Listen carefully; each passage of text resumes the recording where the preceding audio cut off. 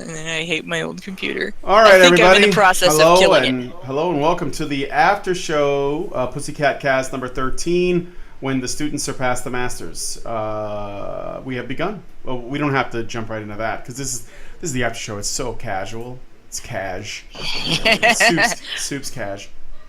Well, I Get good. finally, yeah, yeah. I finally got the damn thing to open.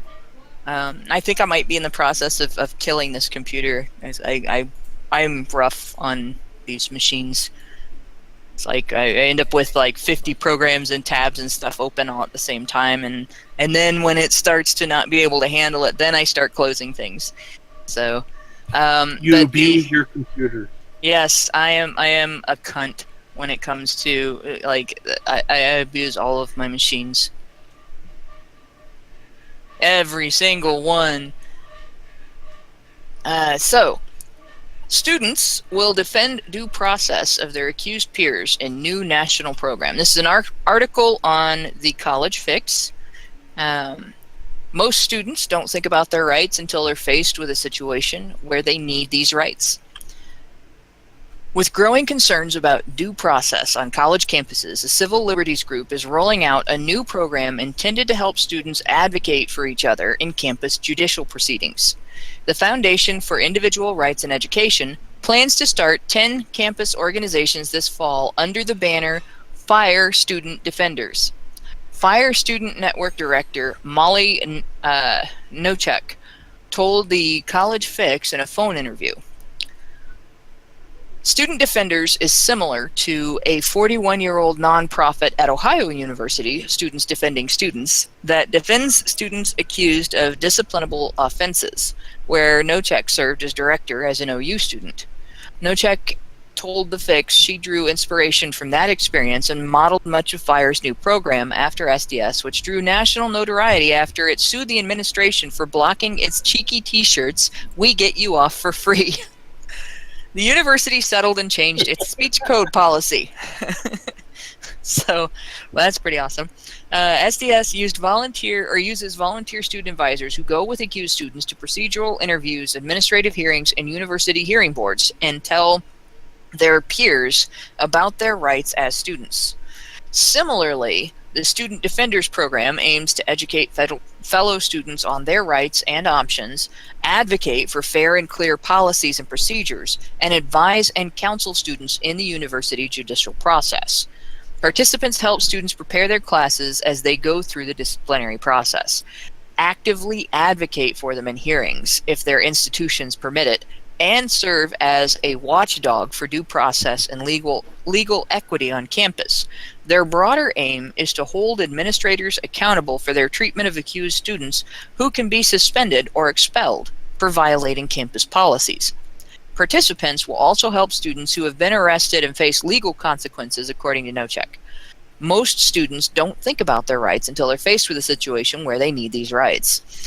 FIRE isn't content with helping campus groups get off the ground and calling it a day. It's hosting an invite-only conference in October to receive feedback from the first crop of defenders.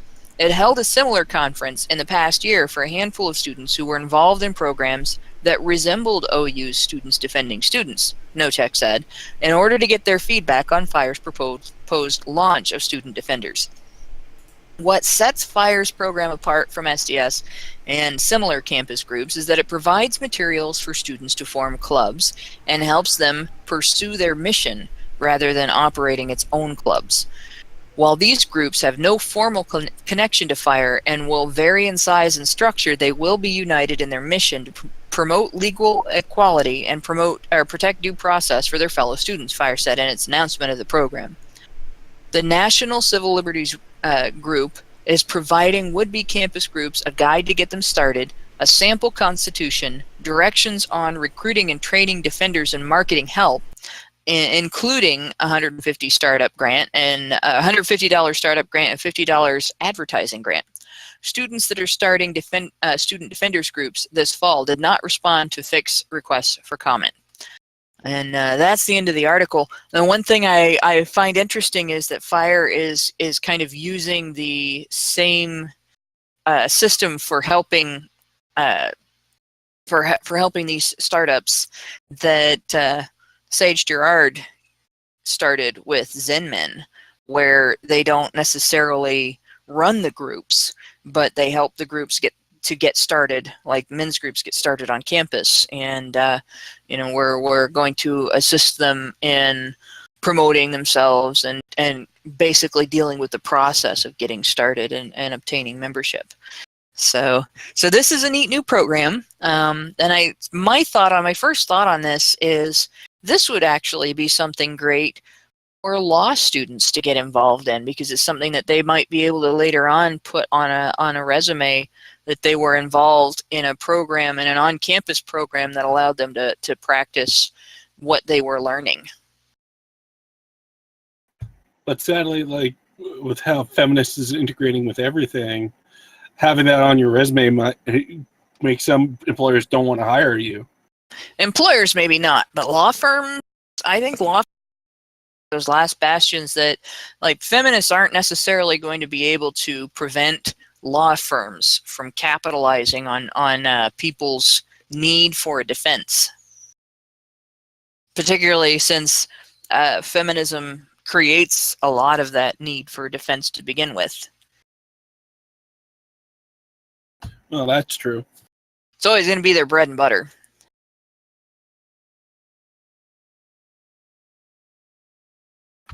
Anyone else has a comment? Yeah, I was wondering, thoughts on this, anyone? Sorry, I'm eating. Okay.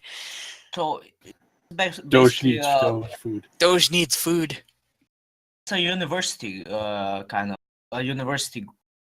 It's kind of within the university, or is it something outside of it? Well, what this basically is going to be is the organization is going to assist students in setting up their own university-based organization. So it'll be like a university club, and it'll probably it'll be something that has to work within the university system. And so, like, student defenders, or students defending students, that actually, if I remember right, that was an on-campus, campus-sponsored organization. And that's basically what these are also going to be, would be campus-sponsored organizations. I wonder what kind of, was it fire or was it? Yeah, it's FIRE. It's the Foundation for Individual Rights and Education. They would have to have kind of students, kind of, if they're university, I guess they will, fire will need some contacts. Oh yeah. At least it's encouraging that people within the university about. You're cutting out. I'm sorry. Can you There hear you me go. now? That's definitely better. Yeah, that's way better. Yeah, I was basically saying that it's good that there are students that care about men's rights in university campus. I think we're going to see that increasing over time, simply because of the environment and what's going on with male students on college campuses. I mean, we're in a situation now where there's enough of a problem on university campus that it probably, or on university campuses, with false accusations leading to sanctions against students who haven't actually done anything wrong. It probably could fuel something like a class action lawsuit against the Department of Education if somebody had the initiative to do it, for coming up with the rules in the first place under which this is being done, and not providing better guidance on how to deal with these situations in a way that's fair to all of the students involved. But Well, I hope this takes place of Title IX in general. yeah, it should. Title IX's really outdated. I mean, there's not really any. The original purpose of that law had to do with who could take what classes. Didn't have anything to do with with the stuff that it's being used for now. And there really is no need for that anymore. Clockwork Owl asks if this program for the U.S. Yeah, this is a U.S. program. This is on U.S. university campuses. I imagine an organization in the U.S., like if there was a Canadian organization that wanted to do something similar on Canadian campuses, I would bet dimes to dollars that FIRE would be more than happy to share information with them and communicate back and forth on making it happen.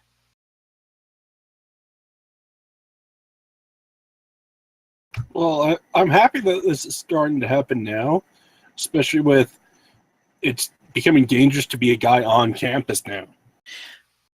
Yeah, it's really gotten to a point where, like, you're in a situation now on campus. Men are in a situation now on campus where it doesn't matter if you do anything wrong or not. It doesn't matter if you interact with a girl or not. It doesn't matter if you're alone with a girl or not. You can get accused, and you have to deal with the accusation regardless. And the situation basically is, because the burden of proof is on you, and you're considered guilty unless proven innocent, and exculpatory evidence can be excluded. It's bad enough that you're basically in a minefield. And it's very much like a minefield, because like in a minefield you can't see where the danger necessarily is, and you can't even tell which direction to go that would be safe. And it's fairly similar in university situations. So it wouldn't be surprising, and this is the same is true on campuses in Europe and in some European countries. The same is true on campuses in Canada. So it wouldn't be very surprising if something like this did crop up in Canada or in the UK or in some of the other areas where this type of environment exists. Clockwork Owl responded and said, "Sweet, I'm going to look into doing this on my campus. I'll let you all know how it goes." I would definitely contact FIRE. Let me see if I can find somewhere in the story. There is actually a link to, yeah, here it is, the link to the Student Defenders Program, or at least FIRE's article describing the Student Defender Program. The website is thefire.org, and the title of the article is Student Defenders Fighting for Due Process and Legal Equality on Campus. And it looks like the link, if you look up fire.org/student-network/student-defenders, that will get you to that article. And there should be contact information. There's actually at the bottom, for additional information, contact us at Student Defenders, all one word, at thefire.org. So to look into starting an organization like this, I would email FIRE. And again, that was Student Defenders at thefire.org. Dana Berg wrote in our chat, I'm sorry, mouth's full of food, but to Hannah and me, says guilty until proven innocent is unconstitutional. Yeah, it's unconstitutional. And in fact, the reason that it exists is in protest to the guilty until proven innocent standard in Old English common law. That was one of the reasons that the rebels in the colonies rebelled and formed the United States, was over that standard. It wasn't just over tea taxes. So it's kind of odd to see our own government basically creating this situation. Well, it's actually becoming the case where you're guilty till proven guilty. Well, yeah, actually, it's a case where you're guilty unless proven innocent, and then you're assumed to be guilty, but having gotten away with it. And by then, your life is already ruined. You lost your job. You can't get another job. Yeah. Well, and this definitely has a major impact on, the student's potential future career. If you get expelled from one school, other schools are going to be rather reticent to let you enroll, even if you have the money. You get expelled from a university, you don't get your grants and loans back, but if you took out loans, you still owe the money for those loans. So it's quite likely that you're basically just screwed. You won't have the financial capability of attending another university. That's another issue with this. Here we are in a situation where a student can be expelled for being accused of something that they're not even allowed the opportunity to prove they didn't do. And there can be sufficient proof that they didn't do it, and that proof can be excluded. And there's actually severe financial consequences equivalent to heavy fines, and something that's equivalent to probationary measures. Your entire life changes. You're under a restriction, even if it's not necessarily an enforced restriction. It's a restriction that you're facing because you lose opportunity. Well, look at that case that Teal Deer spoke about not that long ago, about that case that the woman went into the bathroom with the two I think football players, tried to get the third guy to like her, claimed rape. They had pure evidence that it was totally planned, it was false, yet they lost their scholarships, and their lawyer told them, no, you better pull out of school. And even if they pull out of school, they're going to have to explain to the next institution, well, you had scholarships and you dropped out. Why? Yeah. And that's a situation where, I would think that would be lawsuit material right there. Well, especially since, they were both on scholarships, they lost their scholarships. And now since the judge has to go to a murder trial, she may still get off scot-free. Yeah. Unrelated, but I thought I would ask because I want to get your thoughts. So, what do you think about the trans ban in the military thing? Me? I think that Trump is handling that very badly. The military now, regarding trans issues in the military has a purpose. It's a very set purpose. It's not a social club. It's not an exclusive organization that you get you're seeking access to. It's a killing machine. The whole purpose of having soldiers is so that our government has a group of human beings that they can command one way or another to either kill other human beings or act as a supporting team for the humans that are killing other human beings. That's what the military is for. And so all of the rules regarding who can be in the military and who can't be in the military are going to be geared around whether or not you have the capacity to do the job. And the military is not bad at determining that for themselves. They don't really need a president to start engaging in playing politics. And it's not like there were never rules regarding medical not discharge, but exclusion. Like, you can't join the military, or at least you weren't able to. Before I married my husband, I was engaged to another guy for 2 years who, he got medical discharge because he had a medical condition diagnosed while he was in the military that necessitated daily doses of a medication. And the reason they discharged him was because he had to have daily doses of that medication, regardless of his circumstances. And it would dramatically affect his health, according to his physician, if he did not have access all the time to that medication. The military can't accommodate that necessarily, especially he was a grunt. He was not, somebody that was going to be behind a computer. If we went to war, he'd have been boots on the ground with a gun.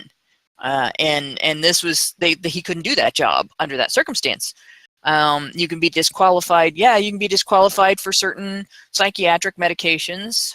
You can be disqualified for not being able to perform the physical training that you have to perform. So there's a lot of things that can disqualify you. If I understand correctly, there's even circumstances under which women can get in trouble for becoming pregnant if their commanding officer thinks that they got pregnant to avoid being sent to war. So Actually, that's true. and then there's I had a schoolmate that signed up his right before his senior year, then went out for football and got his leg broken in the middle of a game. And they threatened him with a court-martial if he had another injury before boot camp, told him he couldn't play football anymore. This is something that people don't understand. When you join the military, you are giving the military ownership of your body. Your body is now property of the military. The military decides what you do with your body. The military decides whether or not you are allowed to engage in certain activities. And whether people consider it right or wrong, that's the military. There is another very large aspect to why trans people could very easily be excluded. Just firstly, the point you raised earlier about Donald Trump, he probably did this under the advice of his generals. So I don't think he did this against the advice of his generals. Probably not, but it wasn't really stated, or at least not in any of the articles that I read.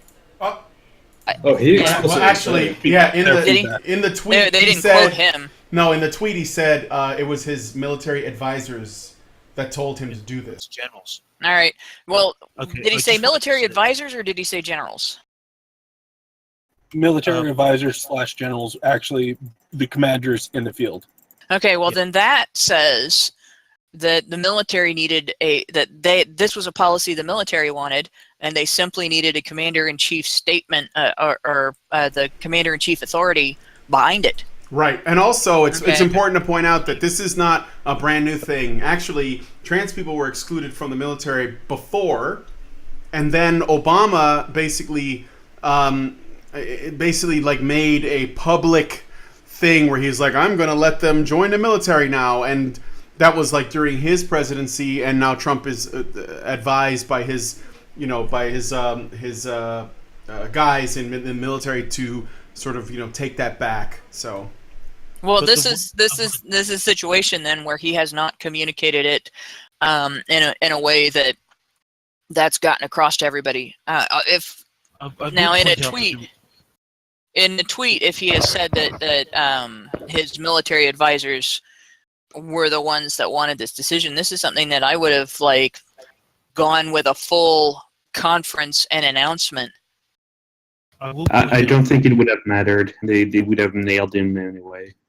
Can I They're point always out there is one thing that is not to do with the trans people themselves, and that is to say that with the whole expansion of trans people to encompass 71 genders, there is nothing you cannot do in the military which someone can't game. It's not just a case that trans people wouldn't make good soldiers. It's that it will make a huge amount of extra cost for the military. Because if you say there's 71 genders, they need 71 different toilets in every facility. If you go to a military facility, there is always a men's and a women's toilet, even if the facility is not allow women on the in the facility, and men can't use it. So if you say that there are 71 genders, they need 71 different toilets, and you have to use only the one assigned to you. This is how insane it can be in the military, and there's nothing officers. You would not believe the amount of regulations that you need to go through to get to the privilege of being a soldier. The tattoo rules, the rules for what tattoos are allowed, change yearly, which means that if you have a full arm tattoo, and the next year the regs come out that say that full arm tattoos are banned, you can't re-enlist. Right. Or you have to go through the laser treatment to have it removed. For a certain rank, they do get grandfathered in, though. Yeah, but that's all neither here nor there. The situation the thing that I'm talking about with respect to the policy is, I'm sure that Obama, when he came out with this policy, did not consult anyone in the military. It was entirely political. And it sounds like Yeah, the military has dress codes. I think they have uniforms, so that's a pretty self-evident thing. Obama was totally But- virtue signaling. That was Right. what that was. Because we're talking about a very small percentage of the population, 0.03%. And on top of that, we're talking about a percentage within that tiny minority that actually wants to join the military. So we're Right. looking at a fraction within a fraction. Well, and the thing is, if the military advisors have come out and said we need this, it is because, like the policies that we talked about before, with if you're on certain types of medication, there are certain things that you just can't do, and if you have you cannot have surgery and then go straight back into PT, obviously. So there's different things, different aspects of transitioning can dramatically affect your ability to do your job. The other thing is, anytime an individual is going to request a form of special treatment, and having a new restroom created specifically for your non-binary gender or whatever, would definitely be a form of special treatment. In fact, I'm surprised the military doesn't have agender bathrooms with stalls instead of. It's probably cheaper to have urinals, but in any case, Well, female soldiers would whine into the high heavens if you did that. The army has we could easily get into a situation with Corporal Klinger type behavior, where although Corporal Klinger was attempting to get Section 8 and be deemed mentally unfit to serve, I guess now Corporal Klinger has his Section 8. We could easily get into a situation where you have people gaming the entire system, and they may need some time to develop policy to deal with that.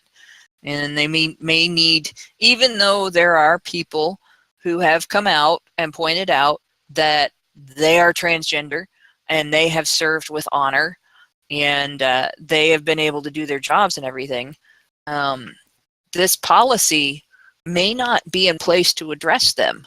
It may very well be in place to address the snowflakes and the system gamers who want the benefits of the military but don't necessarily want to be in the military the way the military actually is. Well, it's been proven that some transgenders actually just join the military to get the surgery done. Then because they it pays for sand in the papers. There is an issue of the fact of men joining the military, making the requirements as a man, then transitioning.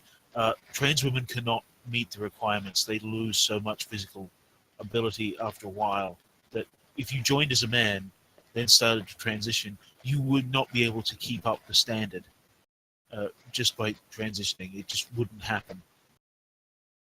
Well, and there's also the issue of how do they deal with the bathroom issue in the public sector is rough enough. And you're dealing with a situation where there's high level of stress dealing with people in close quarters. You have to be part of a team. If there's conflict over the bathroom issue, how does that affect the team and how does that affect morale? And if somebody gets into that situation and they end up being bullied by people who are trained to kill, what happens to them? So there's a lot of things that need to be addressed, and it may be like the gays in the military thing was not allowed to happen as organically as it should have. It's hard to do anything organically when it comes to military, but I think it probably took the best path it could have. Don't ask, don't tell by today's standards really sucked, but it was the first law actually tolerating gays in the military, if I recall correctly, at all. And this may end up being looked back on as the pause that the military needed in order to find and establish a set of standards for military service among people who are transgender. Well, actually, there is a restriction in Canada that if you're like a medical dependent soldier, you can't be deployed. Period. Okay, I'm done eating. I missed that whole last bit. But well, there's a restriction in the United States that way too. You can't be deployed if you're dependent on, like, you can't be insulin dependent and be deployed to certain areas. If you're on like any kind of medication that they keep taking, like if you had HIV and you were on medication for that, or if you were diabetic and you had medication, even if you were in good health, you can't get in, because you're too much of a liability, too much of a risk. If you get deployed someplace and you don't have access to your meds, you'll be a problem. And that's the thing, like, this isn't just about the person, it's also about every person that person has to function with, as a unit. So if one person is a weak link in the chain, the whole thing falls apart, and it's more than just the one life that ends up getting lost. And that's, of course, in the field. Now, if you're talking about the people that are doing the pencil pushing, I don't know, like, that's probably still an extremely stressful environment where lives can be lost if someone's not able to function at 100%. It's like you're more disconnected, Well, and from personal experience, I can say that a pencil pusher does have dramatic capacity, like it's insane capacity to fuck up the lives of the people subject to the results of their pencil pushing. Yeah. Because I've been through that. And that's not even in the military. That's in a situation where I had some recourse. In the military, the amount of recourse the employee has is dramatically different. The amount and scope and type of recourse the employee has is dramatically different than what you have in the public sector. Because, once again, in the military, there is a significant degree to which you are considered property rather than just an employee. Military effectiveness. But this is all about our field, isn't it? I was going to say earlier that the whole thing about don't ask, don't tell, as well as the bathrooms, is not really for the people in the military. It was almost entirely for the people outside the military, because a lot of the pressure on the military to conform comes from civilians. Yeah. The idea that gay people be in the military being a problem is definitely an external problem. It's people outside the military that don't have a real problem with gay people being in the military. And the same with the bathroom thing.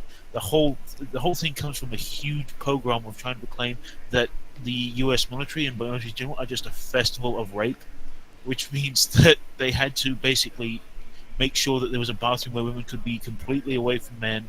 They have to make there's a system whereby men do not speak to women in private anymore, especially if they're subordinates, because they just get accused of propositioning them. This all comes externally. It all seems to be coming Rape-a-loozа. outside. Yeah, oh geez. And it's really stupid because, like, the civilian has really, really huge incentive in the form of half the world hating the United States and wanting us to fall. We have a really, really huge incentive in supporting military effectiveness, and it's ridiculous for us to, like, as a society, start using the military as a political battleground for social issues. That's not what it's for.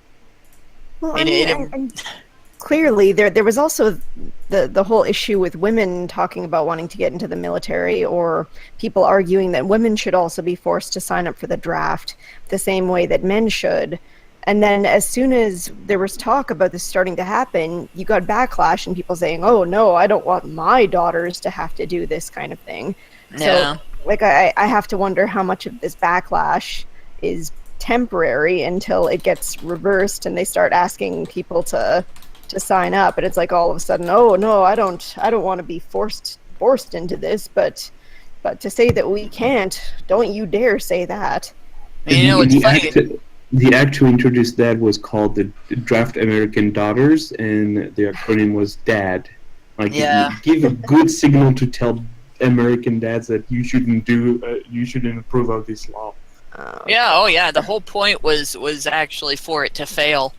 It was designed from the beginning to fail. They're not serious about then they're probably. I don't think they're ever going to be serious about drafting women, and I think the reason, it may be in the distant future, but at this point, they know that if they include women in selective service, if they actually add women to the draft, there would be a much larger protest against its existence, and they would lose it. And that's something that, unless the United States develops the capacity for an all-drone fighting force with no boots on the ground, we're not gonna see our society, or our politicians, want to give up the draft, even though it's not really needed anymore. That's true. One thing I want to say, because we did a Breaking Badger on this trans thing, and the one thing that I wanted to speak to on that is, I'm glad that you guys are making reasoned arguments against, like, if you have issue with it, the reasons are well argued. That's one of the things I like about being at Honey Badger Radio and seeing like these more thought out arguments, because I have friends and some people who I've met online, people in the skeptic community and stuff, that I thought they were smart, and they are losing their minds over this, and it's turning into a big old Trump is a bigot and this is what conservatives do and blah blah blah. And it's like, even trying to point out that there's more to it than that, and that this isn't that simple. And yeah, I think that it's Trump excluding a group of people, even under advisory by his folks in the military. I don't think that's going to get past the Supreme Court. I think that even if it's a good idea, I don't think it's going to get past the Supreme Court, because they're going to see it as a human rights issue, I'm pretty sure, and I'm not going to let that go. However, I do think that what will end up happening instead, and what might be wiser anyway, is that since everyone has to undergo a psych evaluation, and a lot of people's concerns with trans people in the military that are making reasoned arguments is pointing to the very, very high suicide rate of trans people, and also the reduced effectiveness of trans soldiers that are undergoing hormone therapy, not only because you have to keep giving them these pills, that they have to keep taking, but also because of what it does to them emotionally and hormonally, which can and does affect performance. So these things are real, legitimate things that you could bring up as arguments. And hey, sorry to bother you, guys. Yeah. Affirmative action. I just wanted to tell Hannah that your video is not unlisted. It went live. All right. Which video? I can Pussycat change it. 13.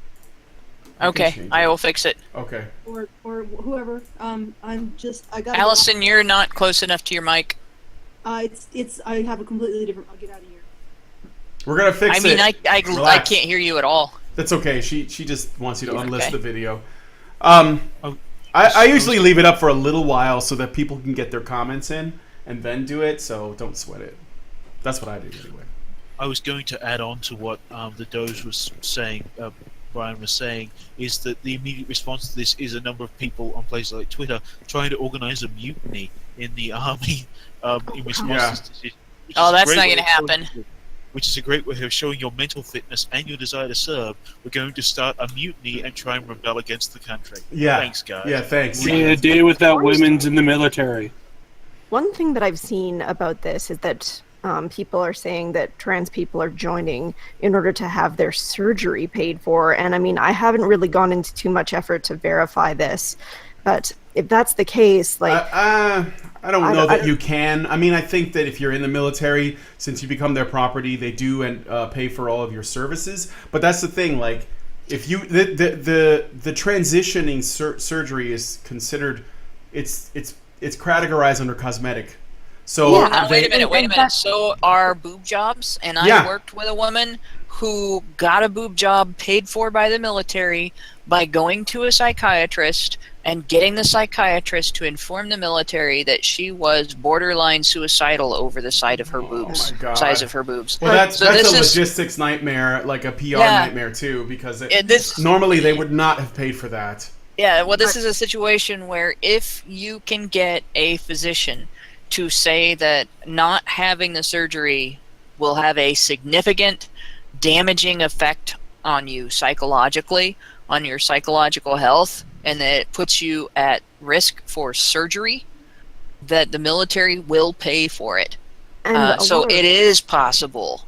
It's probably not the norm or not the majority, but it is possible for that to be happening, that there are trans people joining the military to get their surgeries paid for. Well, a lot of people are using that kind of argument to argue that transition surgery should be covered under national health care as well. That, it's a mental health thing. These people are far more likely to commit suicide if they aren't able to transition, blah, blah, blah. But a lot of them are committing suicide after they after they transition. Yeah, the rate. That's the problem that they're not addressing. The rate, like when you transition or when you don't, it doesn't change. Also, and this is as an aside, but I still find it really interesting. 70% of all people who transition are male to female, and that's actually quite a difference. There are way more men turning into women than women turning into men. Now, I think part of the reason for that is it's more accepted for women to be gender atypical and identify as cis women than it is for men to be gender atypical and identify as cis men. Yeah. And straight. Well, they kind of villainized it totally. Yeah, for sure. So, I mean, like, my whole... I guess, because there are people, like Charles says in the chat, there are tons of people excluded who can do some things, not to sound rude, but so what if they can? I don't have a problem with it, really, but I think that the military does. That's my only point. And as far as, like, whether or not they should be able to be in the military, I think that...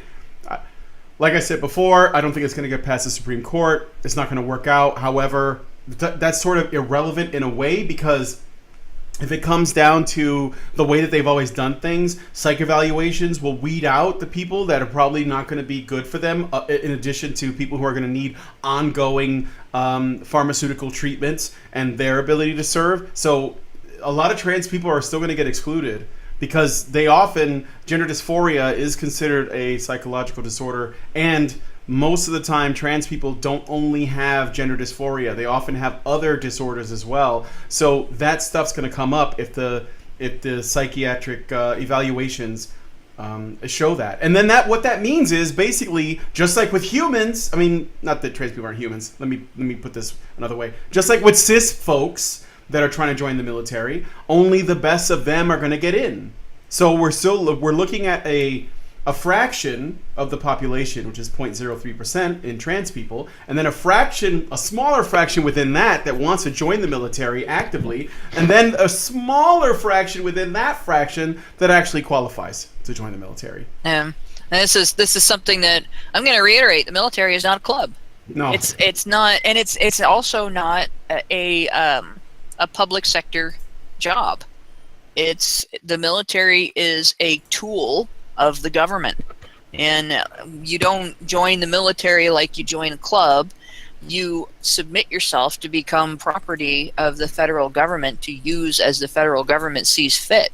And there's been some massive abuses, like human rights abuses against soldiers in the past because of that. Yeah, unless there's a draft, in which case the government relaxes a lot of standards, including how well you can see to shoot your gun, sure. and the mental health standards, and there's standards the military normally has regarding your criminal history that get relaxed when they want to send you into war, because the bottom line for the military is, again, you are a tool of the government with a specific purpose. And that's a tough pill to swallow. Military's leadership, if the military's leadership decides that you are not suited for that purpose, that is their prerogative.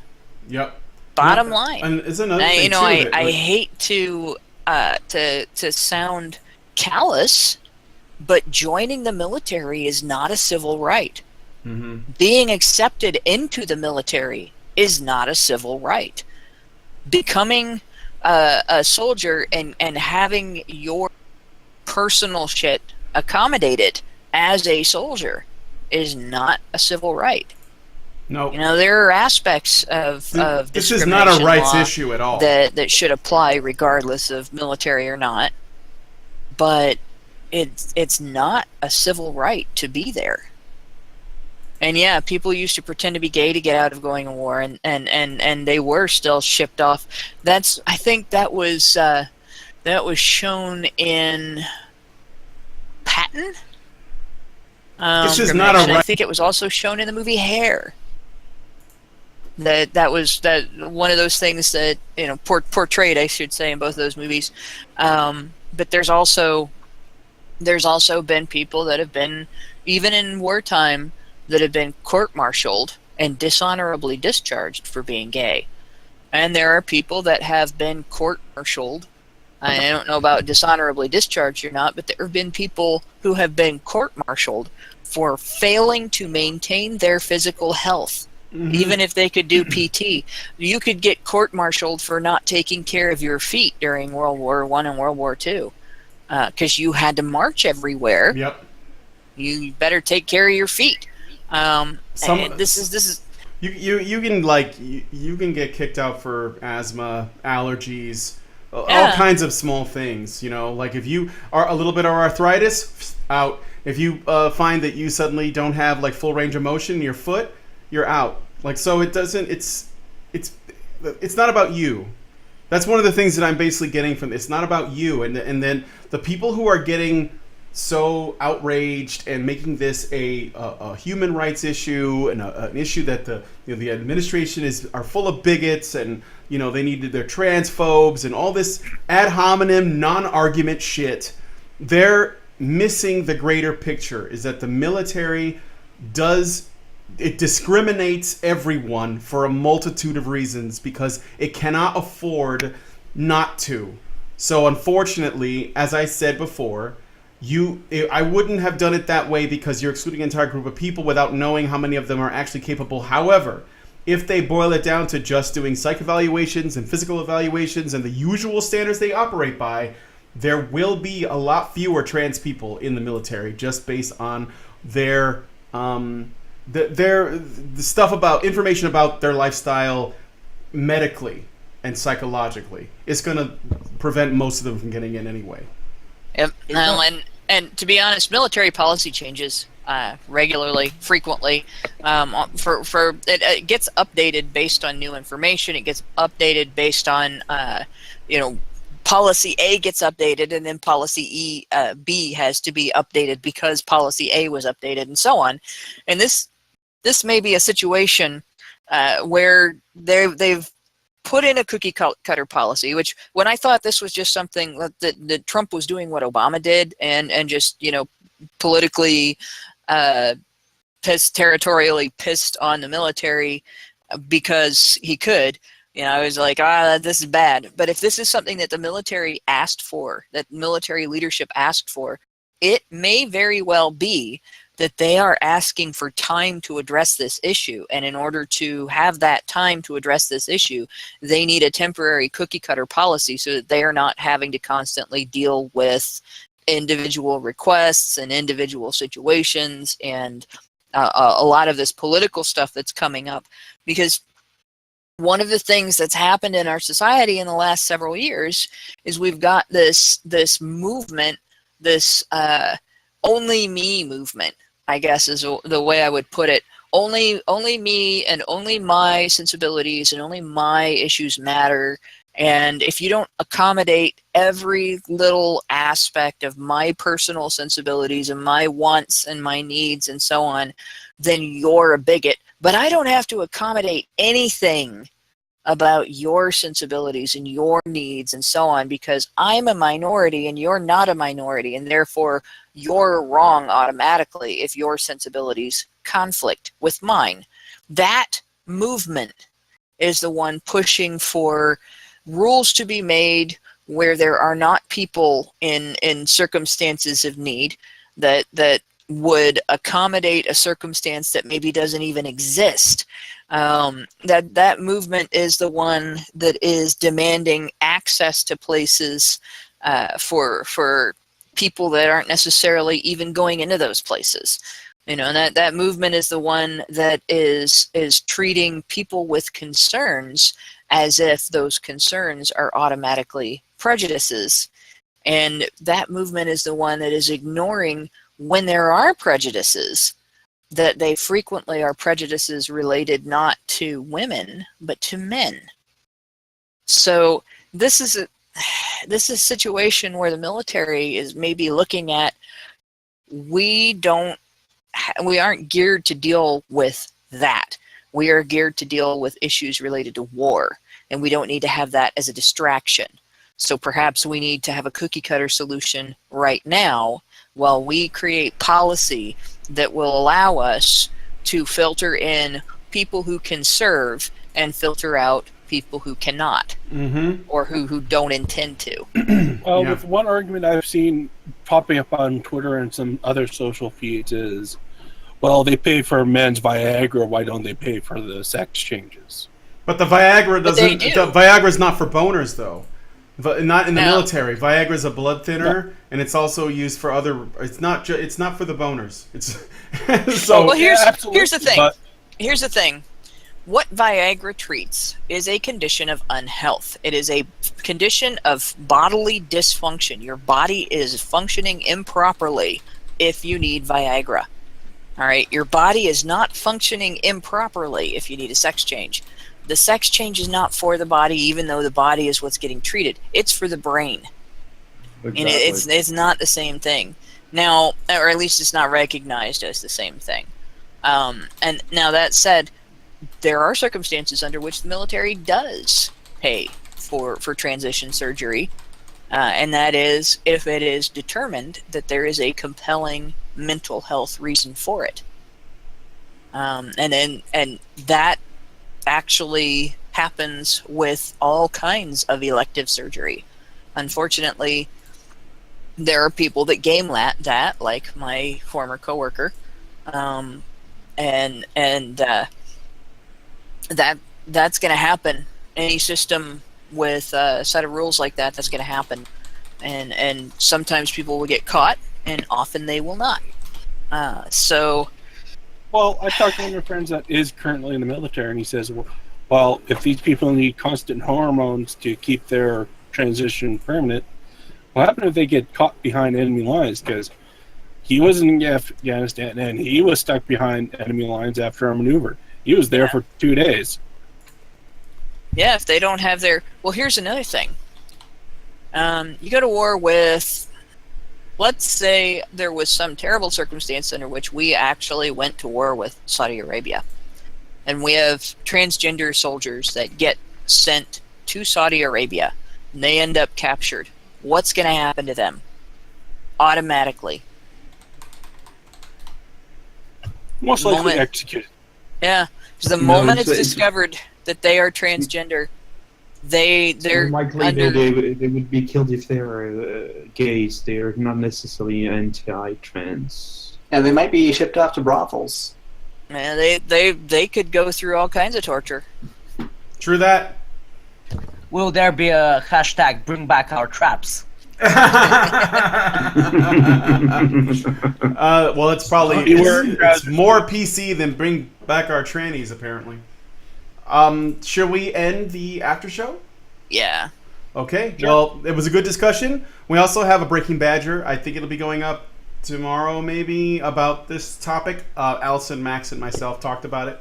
But yeah, you know what? When people flip out over this shit and like start just turning into emotional children, I don't know. Just try to calm them the fuck down.